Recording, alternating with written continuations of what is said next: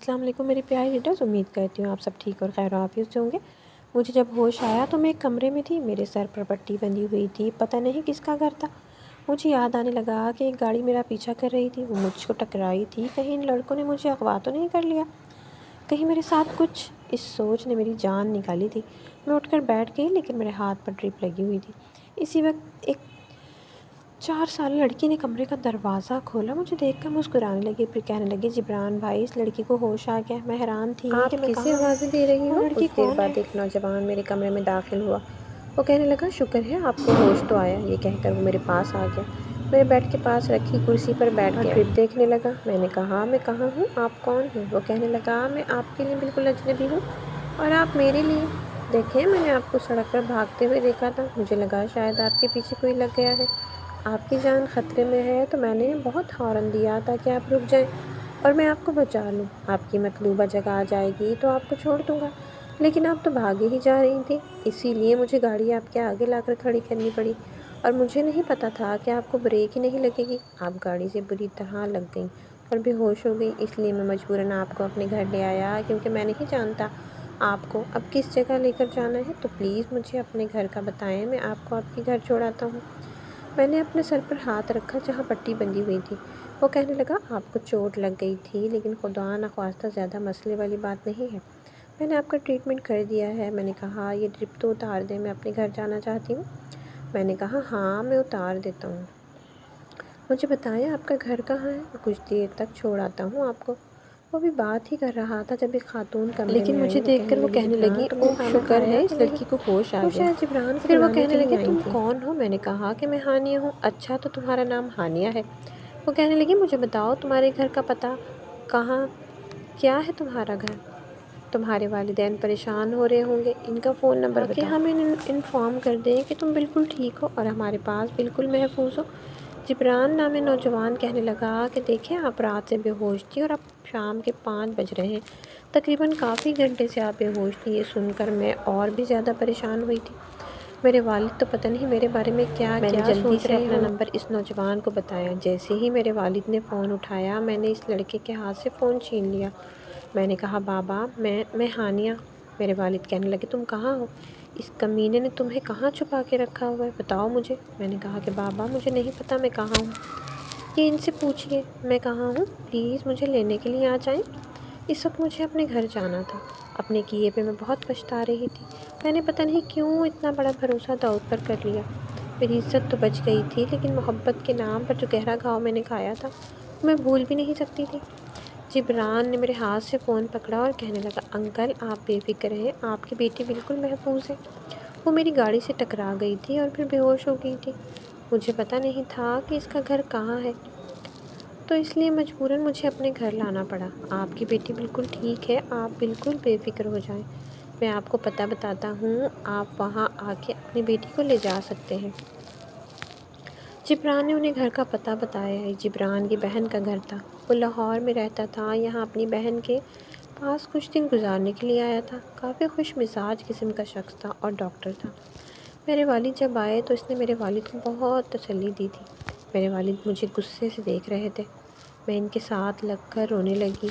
وہ کہنے لگے رو کیوں رہی ہو، کیا ہوا ہے تمہارے ساتھ؟ میں نے کہا کچھ نہیں ہوا، کچھ نہیں ہوا میرے ساتھ، میں بالکل ٹھیک ہوں۔ میرے والد مجھے واپس گھر لے آئے، میں نے ہاتھ جوڑ کے اپنے باپ کے سامنے معافی مانگی تھی۔ وہ کہنے لگے تم گھر سے باہر کیوں نکلی؟ میں نے کہا وہ مجھے زبردستی اپنے ساتھ لے گیا تھا، دھمکیاں دے رہا تھا، میں نے جھوٹ بول دیا، میں انہیں یہ نہیں بتانا چاہتی تھی کہ میں ان کا کون سا روپ دیکھ کر آئی ہوں۔ میں نے کہا بابا مجھے پتہ چل گیا ہے میں غلط تھی۔ تو وہ کہنے لگے کہ مجھے لگا اس نے تمہیں اغوا کیا۔ میں نے کہا اغوا ہی کیا تھا، بس میں جان بچا کر بھاگ گئی، مجھے نہیں تھا پتہ کہ میں کب اس نوجوان کی گاڑی سے ٹکرا کر بے ہوش ہو گئی، پھر اب مجھے اپنے گھر لے گیا، مجھے بس ابھی ہوش آیا تھا، تھوڑی دیر ہی پہلے۔ میرے والد کہنے لگے کہ میں تمہیں اس شہر میں نہیں رکھ سکتا، ابھی تو اس کمینے کو میں نے تمہارے اغوا کے شک میں جیل میں ڈلوایا تھا، لیکن جیسے ہی یہ بات سب کو پتہ چلی کہ تم اغوا نہیں ہو بلکہ میرے گھر پر واپس آ چکی ہو تو وہ اسے چھوڑ دیں گے، اور وہ بھی پریشر کی طرح جیل کی سلاخیں توڑنے کے لیے تیار بیٹھا ہے، وہاں بھی اس کو چین نہیں، دھمکیاں دے رہا ہے کہ ایک بار جیل سے نکل آئے گا تو چھوڑے گا نہیں، میں تمہارے معاملے میں رسک نہیں لے سکتا، میں خود بھی اس کی شکل نہیں دیکھنا چاہتی تھی۔ میں نے کہا میں یہاں نہیں رہنا چاہتی۔ وہ میرے چچا سے کہنے لگے کہ یہ لڑکا میری بیٹی کو چھوڑے گا نہیں۔ شکر ہے کہ اسے عقل آ گئی۔ راشد، میں ہانیہ، فائزہ اور تمہاری بھابھی کو لے کر لاہور چلا جاتا ہوں۔ وہاں میرا دوست ہے، تم بس جیسے تیسے یہ بنگلہ بیچو، 3-4 دن کے اندر اندر یہ بیچ دو اور لاہور آ جاؤ، اور کسی کو کانوں کان خبر نہیں ہونی چاہیے کہ ہم کہاں شفٹ ہو رہے ہیں۔ اور کوئی پوچھے تو کسی اور شہر کا نام لے لینا۔ وہ کہنے لگے کہ آپ بے فکر ہو کر جائیں، میں سب سنبھال لوں گا۔ میرے بابا کہنے لگے جب تک ہم لوگ سب کچھ بیچ کر لاہور نہیں چلے جاتے وہ لڑکا جیل سے باہر نہیں ہونا چاہیے۔ چچا کہنے لگے نہیں آئے گا، بس آپ آج ہی ہانیہ کو اور بھابھی اور باقی بچیوں کو لے کر یہاں سے چلے جائیں، باقی میں سنبھال لوں گا۔ میرے بابا نے جہاز کی ٹکٹ کروائی تھی اور ہم لاہور میں ان کے دوست کے گھر چلے گئے۔ اپنی محبت میں نے بہت آنسو بہائے۔ میں تو سوچ بھی نہیں سکتی تھی کہ بچپن سے میرے ساتھ کھیل کر لڑ کر باتیں کر کر کے بڑا ہونے والا لڑکا مجھے اتنی گہری چوٹ دے جائے گا۔ مجھے یاد آنے لگا جو میٹرک میں ایک لڑکی کے پرپوز کرنے پر اس نے اسے مار مار کر لہو لہان کر دیا تھا۔ میرے اوپر اٹھنے والی ہر بری نظر کو دیکھ کر میرے سامنے کھڑا ہو جاتا تھا، کسی سیسا پلائی دیوار کی طرف میری حفاظت کرتا تھا۔ اگر اس لڑکے نے 2 منٹ بھی تمہیں اور دیکھا تو اس کا منہ توڑ دوں گا۔ کیسے اپنے دوستوں کے سامنے مجھے کسی بکاؤ مال کی طرح پھینک کر چلا گیا؟ کیا ایسا بھی ہوتا ہے؟ وہ ایسا کیوں نکلا؟ کیا اب تک اس نے اپنی پھپھو کے قتل کو دل سے لگا رکھا تھا؟ وہ مجھ سے بدلہ لے رہا تھا، میں ہی ملی تھی اسے بدلہ لینے کے لیے۔ میں نے اپنا تعلیمی سلسلہ لاہور میں شروع کر دیا تھا۔ ساری توجہ میں نے اپنی پڑھائی پر لگا دی۔ مجھے ڈاکٹر بننا تھا، لیکن میں یہ نہیں جانتی تھی کہ جس ہاسپٹل میں اپنا آگے کا تعلیمی سلسلہ آگے بڑھانے کے لیے جا رہی ہوں، اسی ہاسپٹل میں میرا ڈاکٹر جبران سے بھی ٹکراؤ ہو جائے گا۔ اکثر میرا ہاسپٹل میں ان کے ساتھ آمنا سامنا ہونے لگا۔ وہ کافی اچھے انسان تھے۔ اس وقت اسی گورنمنٹ ہاسپٹل میں ہاؤس جاب کر رہے تھے۔ میری ڈگری کمپلیٹ ہوئی تو میں بھی ہاؤس جاب شروع کر دی۔ تب تک ڈاکٹر جبران سے ہمارے گھر والوں کے بھی تعلقات کافی اچھے ہو چکے تھے۔ وہ اکثر گھر پر میرے والد سے ملنے آتے تھے۔ بہت ہی اچھے خوش مزاج انسان تھے۔ کہتے تھے آپ کی بیٹی بہت بڑی ڈاکٹر بنے گی، مجھ سے زیادہ سمجھدار ہے۔ وہ ویسے ہی ہنستے مسکراتے رہتے تھے۔ میرے والد کہنے لگے ضرور، کیوں نہیں، میری بیٹی میرا خواب پورا کر رہی ہے۔ مجھے اپنی بیٹی پر بہت فخر ہے۔ اب بھی میرے باپ کو مجھ پر بہت مان تھا۔ کتنا دل دکھایا تھا میں نے ان کا اس شخص کے لیے، اس کی باتوں میں آ کر، لیکن پھر بھی میرے باپ نے مجھے دھکے دے کر نہیں نکالا، میری بات پر بھروسہ کیا، مجھے سینے سے لگا لیا۔ شاید یہی فرق ہوتا ہے ایک بوائے فرینڈ میں اور ایک باپ میں، کہ وہ کبھی بھی اپنی اولاد کو چھوڑ نہیں سکتا۔ میں اپنے باپ کے سامنے شرمندہ ہونے لگتی تھی۔ ان کا رویہ بھی مجھ سے ویسا لگا تھا، بہت محبت کرنے والا۔ میں سوچ چکی تھی کہ اب کبھی بھی ان کا دل نہیں دکھاؤں گی۔ جیسے ہی میری ہاؤس جاب کمپلیٹ ہوئی، ڈاکٹر جبران نے وقت ضائع کیے بغیر میرے والدین کے گھر رشتہ بھیج دیا۔ میں بہت حیران تھی، یقین ہی نہیں آ رہا تھا۔ ڈاکٹر جبران کئی بار ہمارے گھر آ چکے تھے، یہاں تک کہ جب بھی ان کی بہن کراچی سے لاہور آتی وہ مجھ سے خاص طور پر ملنے آتی تھی، میرے لیے ڈھیر سارے تحفے لے کر آتی تھی۔ اس کی والدہ بھی اور چھوٹا بھائی بھی سبھی بہت اچھے تھے۔ میرے والد نے تو میرا رشتہ طے کرنے میں ذرا بھی دیر نہیں لگائی تھی۔ جب وہ اس بارے میں پوچھنے کے لیے میرے کمرے میں آئے اور مجھ سے کہنے لگے بیٹا مجھے جبران بہت پسند ہے، بہت اچھا نوجوان ہے اور پھر ڈاکٹر بھی ہے، تمہیں کبھی بھی اس معاملے میں کوئی پریشانی نہیں ہوگی، وہ تمہارا پورا ساتھ دے گا۔ پھر کہنے لگے لیکن پھر بھی میں تم سے پوچھتا ہوں تمہیں کوئی اعتراض تو نہیں ہے؟ میں نے کہا مجھے شرمندہ نہ کریں بابا، میں نے آپ کا بہت دل دکھایا ہے، اس کے باوجود آپ نے مجھے دھکے نہیں دیے، مجھے گھر سے نہیں نکالا بلکہ مجھے سینے سے لگا لیا۔ اب جہاں چاہیں میری شادی کر دیں، مجھے کوئی اعتراض نہیں ہوگا۔ بابا نے میرا ماتھا چوما تھا۔ وہ کہنے لگے تم میری جان ہو، میری اولاد، اگر تم سے کوئی غلطی ہو گئی تو کوئی بات نہیں، مجھے اب اس بات سے فرق نہیں پڑتا، بھول جاؤ وہ سب، میں اپنا اور اپنے بچوں کی غلطی کو ہمیشہ کے لیے سزا بنانے والا نہیں ہوں۔ میں رونے لگی اور ان کے سینے کے ساتھ لگ گئی۔ میں نے کہا بابا مجھے معاف کر دے، میں نے آپ کے ساتھ بہت بدتمیزی کی تھی۔ وہ کہنے لگے بھول جاؤ بیٹا، میں بھی بھول گیا ہوں، تو تم بھی بھول جاؤ کہ تمہاری زندگی میں کوئی داؤد آیا تھا، بھول جاؤ کہ تم نے میرے ساتھ بدتمیزی کی تھی۔ ماں باپ کا دل بھی کتنا بڑا ہوتا ہے، کتنا وسیع ہوتا ہے، میں نے اپنے آپ کو سمجھا لیا تھا۔ جبران نے میری منگنی پر جب مجھے انگوٹھی پہنانے کے لیے اپنا ہاتھ آگے بڑھایا تو میں جیسے ہی ہاتھ رکھنے لگی تو اس نے اپنے ہاتھ پیچھے کھینچ لیا اور ہنسنے لگا۔ میں سستی سی محسوس کر رہی تھی۔ اس نے پھر سے ہاتھ بڑھایا لیکن میں نے اس کے ہاتھ پر ہاتھ نہیں رکھا۔ وہ کہنے لگا اچھا نا، اس بار نہیں ہٹاؤں گا ہاتھ پیچھے۔ سب لوگ ہنس رہے تھے۔ میں نے مسکراتے ہوئے اپنا ہاتھ اس کے ہاتھ میں رکھ دیا تھا، اس کے نام کی انگوٹھی پہن لی۔ چند ہفتے بعد ہی جبران نے مجھ سے کہا کہ ہانیہ، میرے دوستوں نے میری جان کھا رکھی ہے کہ ہم منگنی پر نہیں آئے تھے تو اب ہم کہہ رہے ہیں کہ بھابھی سے ملنا ہے، پلیز تم آ سکتی ہو کیا؟ میں نے کہا نہیں، میں نہیں آ سکتی۔ آپ کیسی باتیں کہہ رہے ہیں، بابا انکار کر دیں گے۔ وہ کہنے لگا میں پوچھ لیتا ہوں، اگر انکل کو اعتراض نہیں ہوا تو کیا تم آ جاؤ گی؟ میں نے کہا ہاں، اگر بابا کو اعتراض نہیں ہوا تو آ جاؤں گی، لیکن میں نہیں جانتی تھی کہ وہاں میری ملاقات داؤد سے ہو جائے گی۔ کیا لگتا تھا وہ جبران کا؟ جبران نے تو کبھی ذکر نہیں کیا، شاید میں نے جبران سے کبھی فون پر لمبی باتیں کی ہی نہیں تھی۔ وہ جب بھی آتا تھا میرے والد کے ساتھ بیٹھ کر ہنسی مذاق کرتا رہتا تھا، مجھے بس دیکھتے ہی رہتے تھے۔ اس کی آنکھوں میں میرے لیے پسندیدگی کی جھلک صاف نظر آتی تھی، لیکن ہمارے بیچ کبھی بھی بات چیت نہیں ہوئی تھی، نہ کبھی اس نے کوشش کی نہ کبھی میں نے۔ اس کی مسکراہٹ کا جواب مسکراہٹ سے دیا۔ پہلے ہی کچی عمر میں بہت بڑا دھوکہ کھا چکی تھی، اس لیے بعض بات پھونک کر اور سنبھل کر قدم رکھتی تھی، لیکن وہ شخص میری زندگی کو برباد کرنے کے لیے پھر لوٹ آیا تھا۔ اس وقت میں اس کے سامنے پھر سے بے بس ہو کر کھڑی تھی۔ وہ میرے اتنے قریب تھا کہ مجھے ڈر لگ رہا تھا کہ پتہ نہیں وہ اب ایسا کیا کر گزرے گا۔ میرے بہتے آنسوؤں کو اس نے اپنے ہاتھوں سے صاف کرنا شروع کیا تھا، اور مجھے یہ لگا کہ میرے پورے وجود میں کسی نے کرنٹ سے دوڑا دیا۔ میں نے کہا داؤد، خدا کے لیے میری نظر میں تمہارے لیے ذرا سی بھی جو عزت ہے اسے بھی ختم نہ کرو۔ وہ کہنے لگا مجھے پرواہ نہیں ہے، اور جو کچھ میں کر رہا ہوں نا، مجھے اس کا گناہ بھی نہیں ہے۔ میں نے کہا تمہیں گناہ ثواب کی پرواہ بھی نہیں ہے؟ تمہیں کوئی فرق نہیں پڑتا کہ کسی کی لڑکی کی عزت اس کے لیے کیا معنی رکھتی ہے؟ وہ کہنے لگا میں تم پر وہ حق جتا رہا ہوں جو تم نے پوری رضامندی سے مجھے دیا تھا۔ تم شاید بھول گئی ہو کہ تم میرے نکاح میں ہو، میری بیوی ہو۔ اس کی بات نے تو جیسے میرے سر پر بم پھوڑا تھا۔ یہ کہہ کر وہ پیچھے ہٹ گیا۔ باہر سے جبران نے دوبارہ دروازے پہ دستک دی تھی، اور میں یوں تھی جیسے پتھر کی ہو چکی ہوں۔ وہ کہنے لگا بتا دو اسے کہ تم نے مجھ سے نکاح کیا تھا۔ تو کیا بھول گئی ہو؟ تم یہ کیسے بھول سکتی ہو ہانیہ؟ تم اتنی بڑی بات کیسے بھول سکتی ہو؟ میں واقعی سب کچھ بھول چکی تھی، بس یاد تھا تو یہ کہ اس نے میرے ساتھ دھوکے بازی کی تھی۔ اس نے اپنے دوستوں کے سامنے مجھے کھلونے کے طور پر پیش کر دیا تھا۔ مجھے سب کچھ یاد تھا سوائے اس کے کہ میں اس کے ساتھ ایک رشتے میں بن چکی ہوں۔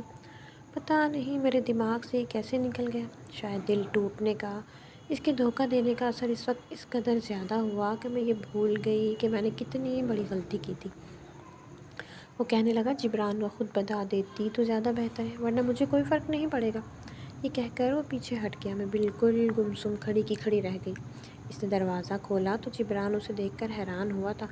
وہ کہنے لگا تم یہاں پر؟ وہ کہنے لگا ہاں یار، تم آئے نہیں تھے، میرے ہاتھ پہ کل بہت زور کی چوٹ لگ گئی، تو اس لیے میں نے ریسیپشن پہ کہا کہ جو بھی ڈاکٹر ہے مجھے اسی کی سلپ بنا دے۔ میں نہیں جانتا تھا کہ وہ مجھے یہاں بھیج دیں گے، بس ایسے ہی روٹین چیک اپ کے لیے آیا تھا۔ وہ کہنے لگا کوئی بات نہیں، ہانیہ مجھ سے زیادہ اچھی ڈاکٹر ہے۔ مجھے دیکھ کر جبران کچھ حیران ہوا تھا۔ وہ کہنے لگا کیا ہوا، تم یہاں کیوں کھڑی ہو؟ وہ کہنے لگا کچھ نہیں، میرا چیک اپ کر رہی تھی، اس لیے۔ میں تو اس کی بات سن کر اس قدر پریشان تھی کہ بیان نہیں کر سکتی تھی۔ ایک اور بڑی مصیبت میرے سر پر آن کھڑی ہوئی تھی۔ جس رشتے کو میں بالکل فراموش کر چکی تھی وہ میرے سامنے آ کر کھڑا ہو گیا تھا۔ میری غلطی نے مجھے یہ دن بھی دکھانا تھا کہ میں سوچ بھی نہیں سکتی تھی۔ داؤد وہاں سے جا چکا تھا۔ جبران میرے پاس آ گیا۔ وہ کہنے لگا کیا ہوا تمہیں، اینی پرابلم؟ میں نے کہا نہیں، بس سر میں بہت درد ہے، میں گھر جانا چاہتی ہوں۔ وہ کہنے لگا میری بھی ڈیوٹی آف ہو چکی ہے، چلو میں تمہیں گھر چھوڑ دیتا ہوں۔ میں اسی کے ساتھ باہر نکلی تھی، اس کے ساتھ اسی گاڑی میں فرنٹ ڈور کھول کر بیٹھ گئی۔ وہ کہنے لگا کہ آج تک کبھی تم نے دروازہ لاک کر کے کسی مریض کو چیک نہیں کیا تھا، تمہارا دروازہ کیوں لاک تھا؟ جبران کے سوال پر میں بری طرح سے گھبرائی تھی۔ میں نے کہا تھا دروازہ تو داؤد نے لاک کیا تھا۔ میں نے کہا یا شاید نرس نے کر دیا ہوگا، مجھے نہیں پتہ۔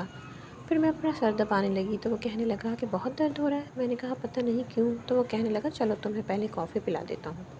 میں نے کہا نہیں پلیز جبران، مجھے گھر تک چھوڑ دیں، میں گھر جا کے چائے پی لوں گی۔ وہ کہنے لگا اوکے ٹھیک ہے۔ اس نے مجھے گھر کے باہر اتار دیا تھا۔ میں گھر آ گئی، اپنے کمرے میں آ کے اپنا سر پکڑ کر بیٹھ گئی۔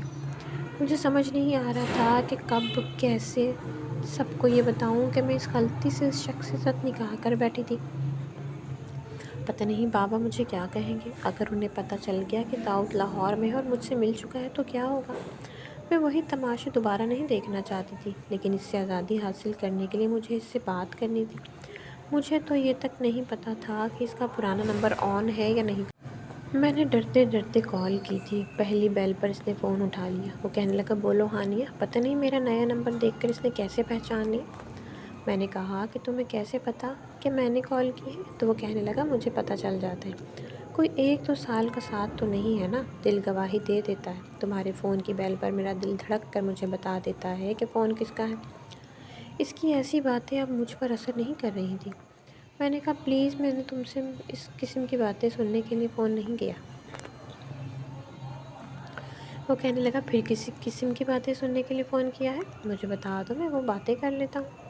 میں نے کہا، مجھے تم سے بہت ضروری بات کرنی ہے۔ وہ کہنے لگا، ہاں میں سن رہا ہوں، بولو کیا کہنا چاہتی ہو۔ میں نے کہا، یوں نہیں، مل کر بات کرتے ہیں۔ وہ کہنے لگا کہ میں ابھی آ جاؤں، ابھی آ رہا ہوں تمہارے کمرے میں۔ اسی بات سن کر میں ڈر گئی تھی۔ میں نے کہا، کیا مطلب، تم کیا میرے گھر میں موجود ہو؟ کہنے لگا، نہیں، لیکن آ سکتا ہوں، کہاں ملنا چاہتی ہو؟ میں نے کہا، کسی ریسٹورنٹ میں۔ تو وہ کہنے لگا، ٹھیک ہے، مجھے بتا دینا کہاں ملنا ہے۔ میں نے ایک ریسٹورنٹ کا ایڈریس اس کو سینڈ کر دیا۔ شام 5 بجے کا وقت میں نے مقرر کیا تھا۔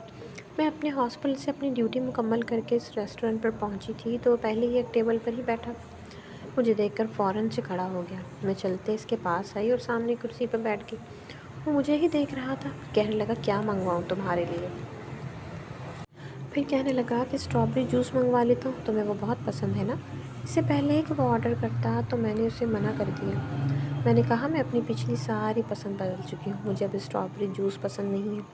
وہ کہنے لگا، پھر کیا پسند ہے؟ میں نے کہا، کچھ بھی نہیں، میں بس صرف تم سے بات کرنے کے لیے آئی ہوں۔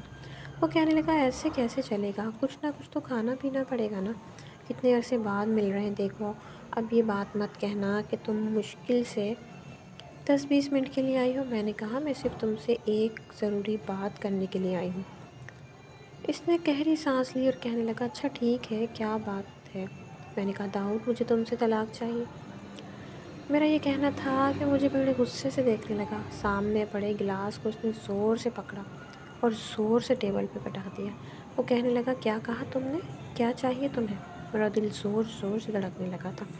وہ تیز نظروں سے مجھے دیکھ رہا تھا۔ میں دوبارہ بول نہیں پائی تھی۔ وہ کہنے لگا، ہانیہ، کیا کہا تم نے؟ میں نے آنکھیں بند کر لی۔ پھر میں نے کہا، میں تمہارے ساتھ زندگی نہیں گزارنا چاہتی۔ میں جبران سے محبت کرتی ہوں اور اسی سے شادی کرنا چاہتی ہوں۔ تمہارا میرا تعلق بالکل بھی قائم نہیں ہو گیا ہے۔ دیکھو، اگر تم مجھے طلاق نہیں دو گے تو میں کورٹ سے خلا بھی لے سکتی ہوں۔ وہ کہنے لگا، اچھا، تو اتنی بڑی ہو گئی ہو تم کہ اپنے فیصلے خود کر سکو؟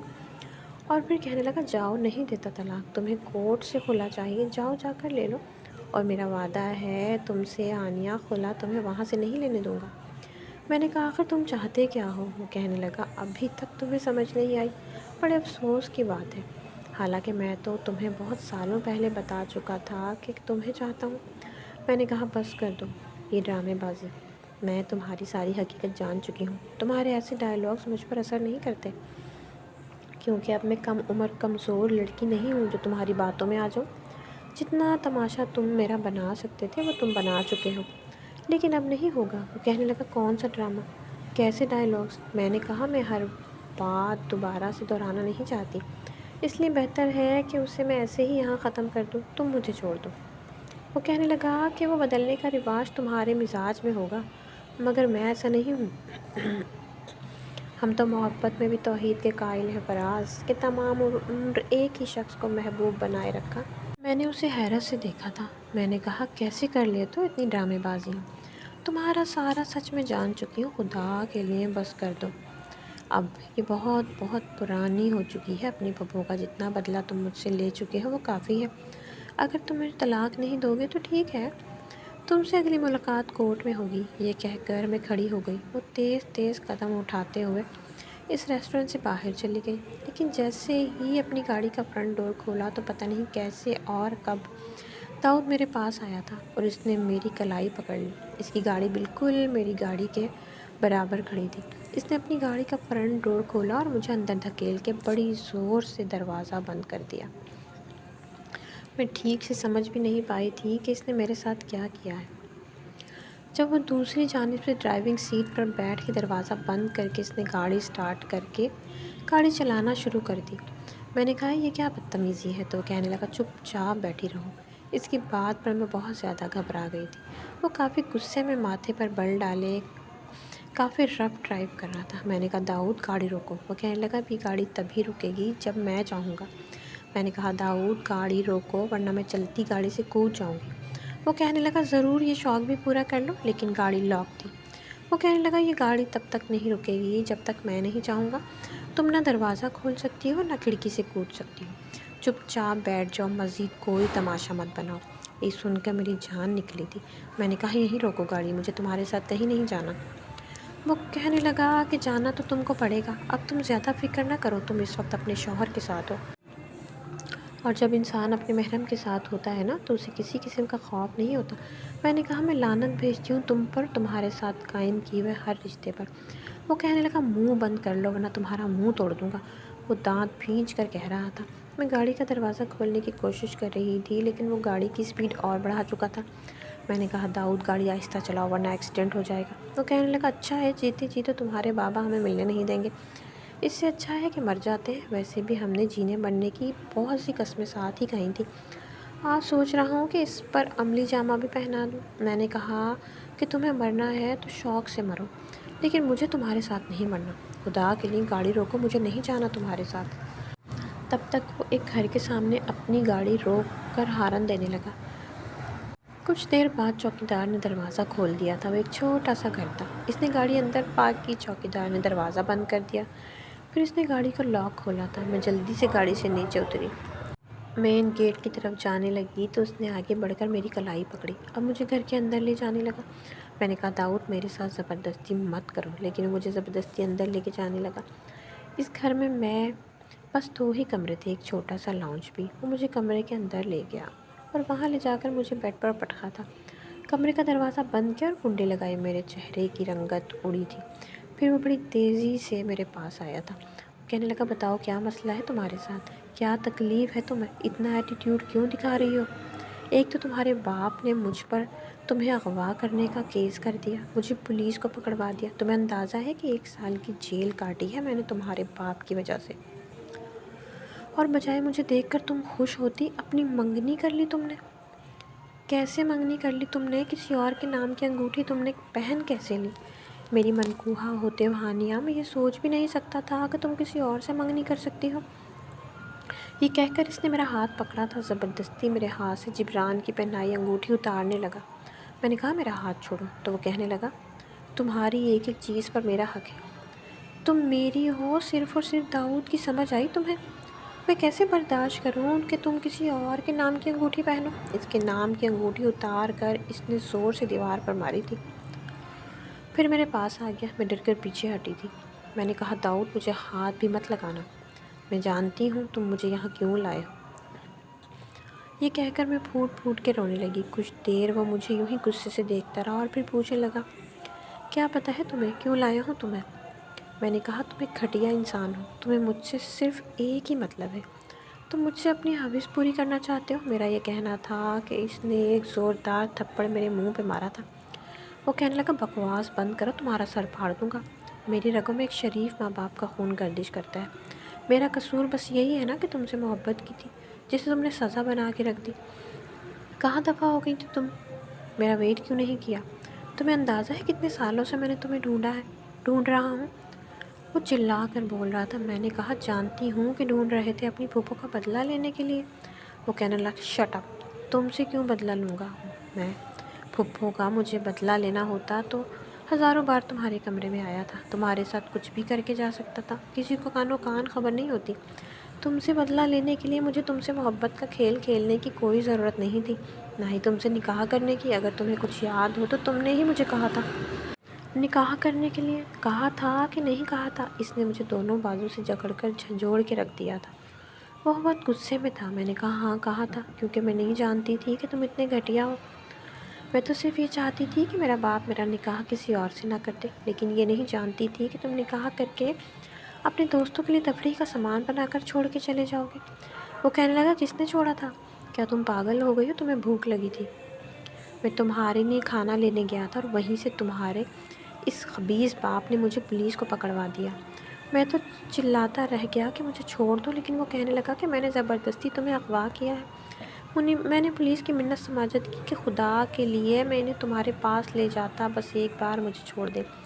بے شک تم سے پوچھ لیں، میں تمہیں اغوا کر کے نہیں لے کر گیا، تم اپنی مرضی سے میرے ساتھ گئی تھی، لیکن جب پولیس میرے ساتھ اس فلیٹ پر آئی تو تم بھاگ چکی تھی۔ میرے دوستوں کو ایک کمرے میں بند کر کے پتہ نہیں تم کہاں چلی گئی تھی۔ میرے دوست کہنے لگے کہ وہ لڑکی تمہیں جان بوجھ کر اسی کیس میں پھنسانا چاہتی تھی، وہ اپنے باپ سے ملی ہوئی تھی تمہیں پولیس میں پکڑوانے کے لیے۔ اس نے یہ سارا کھیل رچایا تھا۔ پولیس مجھے جھوٹا سمجھ کر واپس لے گئی۔ مجھے لگا تم گواہی دو گی میرے حق میں، لیکن تم نے بھی اور تمہارے باپ نے مجھ پر اغوا کا کیس کر دیا۔ مجھے 1 سال کی سزا سنا دی گئی۔ میں روتا رہا، کہتا رہا کہ بس صرف ایک بار ہانیہ کو بلا دے، لیکن تم نہیں آئی۔ پھر بھی میں تم سے محبت کرتا رہا ہوں، اپنے دوستوں کی بات کا اعتبار نہیں کیا تھا میں نے۔ جب باہر آیا تو تمہارا گھر بک چکا تھا، کسی کو نہیں پتہ تھا کہ تم کہاں ہو۔ میرے باپ نے مجھے زبردستی بیرون ملک بھیج دیا۔ وہاں میری ملاقات جبران سے ہوئی تھی۔ اس وقت وہ کچھ میڈیکل کا اسپیشل کورس کرنے کے لیے آیا تھا۔ میری اس سے اچھی خاصی دوستی ہو گئی، پھر فون پہ رابطہ رہتا تھا۔ میں جب پاکستان آیا تو میں نے تمہیں ڈھونڈنے کی بہت کوشش کی، پورا کراچی چھان مارا، لیکن تم کہیں نہیں ملی۔ اب تک میں ڈھونڈ رہا ہوں اور آج ملی ہو تو اس طرح سے۔ مجھے تو لگا تھا کہ تم مجھے دیکھ کر تڑپ اٹھو گی، مجھ سے پوچھو گی کہ میں کہاں تھا، مجھے بتاؤ گی کہ تمہارے باپ نے زبردستی مجھ سے دور کیا تھا، لیکن تم تو وہ ہانیہ ہی نہیں ہو۔ میں نے کہا تم جھوٹ بول رہے ہو، تمہارے دوست نے تمہاری ساری اصلیت مجھے بتا دی تھی۔ مجھے بتایا تھا کہ تم مجھے کبھی دوستی کا تفریح کا سامان بنا کر لائے تھے۔ نکاح تم نے کیا تھا، لیکن سہاگ رات وہ میرے ساتھ منانا چاہتے تھے، تم خود مجھے ان کے پاس چھوڑ کر گئے تھے۔ اب میرے سامنے یہ سب باتیں مت کرو۔ وہ کہنے لگا تم پاگل تو نہیں ہو گئے ہو، میں تمہیں چھوڑ دوں گا اپنے دوستوں کے سامنے؟ کیا سمجھ رکھا تھا تم نے مجھے؟ تمہیں کوئی نظر بھر کے دیکھ بھی لے تو مجھ سے برداشت نہیں ہوتا تھا۔ تمہارا ہاتھ جبران کے ہاتھ میں دیکھ کر میرا جی چاہا تھا کہ آگ لگا دوں سب کو، اور میں تمہیں اپنے دوستوں کے لیے۔ ہانیہ تم یہ سوچ بھی کیسے سکتی ہو؟ بس اتنا ہی جان سکی تھی تم مجھے، میرے بارے میں تمہیں کوئی کچھ بھی کہے گا اور تم اعتبار کر لو گی۔ ہو سکتا ہے میرے دوستوں نے جھوٹ بولا ہو، دھوکہ دیا ہو، تو مجھ سے بھی اس بارے میں بہت کچھ کہہ رہے تھے، لیکن میں نے تو اعتبار نہیں کیا۔ تم نے کیسے کر لیا؟ میں بالکل خاموش تھی، ابھی بھی میں بے یقین تھی کہ کون سچا ہے اور کون جھوٹا۔ وہ میرے پاس آ گیا اور میرا ہاتھ پکڑ کر مجھے بیڈ پر بٹھا دیا۔ پھر وہ میرے سامنے بیٹھ گیا۔ اس نے کہا دیکھو، ہو سکتا ہے میرے بارے میں غلط فہمی ہوئی ہو، ہانیہ ابھی بھی کچھ نہیں بگڑا۔ میں رونے لگی۔ میں نے کہا میں اب اپنے ماں باپ کو مزید تکلیف نہیں دے سکتی، مجھے نہیں سمجھ آ رہا کہ سچ کیا ہے، میں ابھی بھی کنفیوز تھی۔ وہ کہنے لگا سچ سچ بتاؤ، رہ لو گی میرے بغیر؟ اس کا لہجہ نم تھا۔ میں نے کہا ہاں رہ لوں گی، اتنے سالوں سے رہ رہی ہوں، لیکن اب اپنے والدین کو دھوکہ نہیں دے سکتی۔ میرے باپ نے میری اتنی بڑی غلطی پر بھی مجھے معاف کر دیا تھا، مجھے سینے سے لگایا تھا، دھتکارا نہیں تھا۔ میں نے داؤد کے سامنے ہاتھ جوڑ دیے۔ میں نے کہا پلیز مجھے چھوڑ دو، میری زندگی سے بہت دور چلے جاؤ۔ میں روتے ہوئے اس کی منت کر رہی تھی۔ وہ کہنے لگا ٹھیک ہے، تمہیں لگتا ہے تم جبران کے ساتھ خوش رہ سکتی ہو، میرے بغیر رہ سکتی ہو تو ٹھیک ہے، میں چھوڑ دیتا ہوں تمہیں۔ یہ کہتے ہوئے اس کی آنکھوں میں آنسو جھلملا رہے تھے۔ پھر وہ کھڑا ہو گیا اور کہنے لگا چلو آؤ، تمہیں تمہارے گھر چھوڑ دوں۔ میں اس کے ساتھ باہر نکل گئی۔ اس نے مجھے میرے گھر کے سامنے اتار دیا۔ وہ کہنے لگا چند دن کا انتظار کر لو، ڈائیورس پیپر بنوانے میں کچھ دن لگ جائیں گے۔ یہ کہتے ہوئے اس نے اپنے آنسو صاف کیے تھے۔ پھر کہنے لگا جبران اچھا انسان ہے، تمہیں خوش رکھے گا۔ میں گاڑی سے نیچے اتر گئی۔ جیسے ہی اپنے مین گیٹ کے پاس پہنچی اس نے مجھے پکارا تھا۔ وہ کہنے لگا ہانیہ۔ میں نے بے ساختہ پلٹ کر دیکھا تھا، اس کی آنکھوں میں آنسو بہہ رہے تھے۔ پھر نفی میں سر ہلانے لگا۔ وہ کہنے لگا کچھ نہیں، جاؤ۔ پھر اپنی گاڑی آگے بڑھا کے لے گیا۔ میں گھر آ گئی اور اپنے کمرے میں جا کر میں روئی تھی۔ پتہ نہیں کیوں میرے آنسوؤں پر میرا اختیار نہیں تھا۔ ایسا لگ رہا تھا اس رات جو کچھ بھی ہوا شاید اس سے داؤد بے خبر تھا، جو کچھ بھی اس کے دوستوں نے کیا تھا۔ پھر یہ خیال آنے لگا کہ جب میں واپس آ گئی تھی تو داؤد پر کیس کیوں کیا بابا نے، اسے 1 سال کی سزا کیوں دلوائی؟ اسے چھوڑ دیتے۔ 1 سال اس نے میرے لیے جیل میں گزاری۔ اسے تو مجھ سے نفرت ہونے جانی چاہیے تھی، پھر بھی مجھے ڈھونڈ رہا تھا، اور اب بھی میری منت کرنے پر مجھے چھوڑنے کے لیے تیار ہو گیا، حالانکہ میں جانتی تھی کہ وہ مجھ سے یہ بات اب بھی ویسی ہی محبت کرتا ہے، لیکن اب وہی سب کچھ تھا، میرا بات کبھی نہیں مانتا تھا۔ میں نے خود کو قسمت کے حوالے کر دیا تھا۔ اگلے روز میں ہاسپٹل چلی گئی، ڈاکٹر جبران سے بھی ملاقات ہوئی تو وہ کہنے لگے کہ میں چند روز میں امی کو آپ کے گھر بھیجوں گا ہانیہ۔ میں نے کہا کوئی خاص کام ہے؟ تو وہ کہنے لگے ہاں، اب آپ کے بغیر کچھ بھی اچھا نہیں لگتا، یہاں تک کہ اپنا کمرہ بھی۔ جبران کی بات سن کر میں نظریں چرا گئی تھی، پھر کہنے لگے ایک بات پوچھوں؟ سچ سچ بتائیں گی؟ میں نے کہا جی پوچھیں۔ وہ کہنے لگے آپ کو میں پسند تو ہوں نا؟ جبران کے سوال پر میں نے آنکھیں بند کر لیں۔ وہ کہنے لگے مجھ سے محبت تو کرتی ہیں نا آپ؟ ہانیہ، میری بند آنکھوں میں بھی بس وہی تھا، وہی ستمگر جس سے میں چاہ کر بھی نفرت نہیں کر سکتی تھی۔ دل اب بھی اسی کے نام پر دھڑک رہا تھا۔ میں نے اسباب میں سر ہلا دیا۔ میں نہیں جانتی تھی کہ میری بند آنکھوں سے آنسو بہہ رہے ہیں۔ جھٹکا مجھے اس وقت لگا جب جبران میرا ہاتھ پکڑا۔ میں نے برجستہ آنکھیں کھول کر اسے دیکھا۔ وہ کہنے لگا منگنی ایک وعدہ ہوتا ہے۔ میں نے کہا میں جانتی ہوں، اور بے فکر رہیں، وعدہ خلافی نہیں کروں گی۔ وہ کہنے لگا ہانیہ منگنی کی انگوٹھی کہاں ہے؟ یہ سن کر میری جان نکلی تھی۔ وہ تو داؤد اپنے کمرے میں نہ جانے کہاں پھینک دی تھی۔ میں نے کہا وہ شاید میرے ڈریسنگ ٹیبل پر رہ گئی۔ میں گھر کا پہن لوں گی، میں گھر جا کر پہن لوں گی۔ اس نے اپنا ہاتھ جبران کے ہاتھ سے میں نے اپنا ہاتھ جبران کے ہاتھ سے کھینچنا چاہا۔ اس نے اپنی شرٹ کی اوپر کی جیب سے وہی انگوٹھی نکالی۔ اسے دیکھ کر میرے ہوش اڑے تھے۔ وہ کہنے لگا یہ رہی۔ پھر میں ہاتھ میں پہنا دی۔ وہ کہنے لگا جانتی ہو مجھے کہاں سے ملی؟ اس کی بات سن کر میرے ہوش اڑے تھے۔ میرا دل یکبارگی سے دھڑکا تھا، کیونکہ تو میرے پیارے ریڈرز، امید کرتی ہوں کہانی آپ کو اچھی لگی ہوگی۔ اگر کہانی آپ کو اچھی لگی تو کمنٹ باکس میں اپنی قیمتی رائے کا اظہار ضرور کیجیے گا۔ جی تو پیارے ریڈرز، کیا ہوگا اینڈ؟ کیا ہانیہ دے دے گی محبت کی قربانی؟ کیا وہ کر لے گی جبران سے شادی؟ باپ کی عزت اور محبت میں سے اسے کسے چننا چاہیے؟ کمنٹ باکس میں اپنی رائے کا اظہار ضرور کیجیے گا۔ ملتے ہیں نیکسٹ کہانی کے ساتھ، تب تک کے لیے اللہ حافظ۔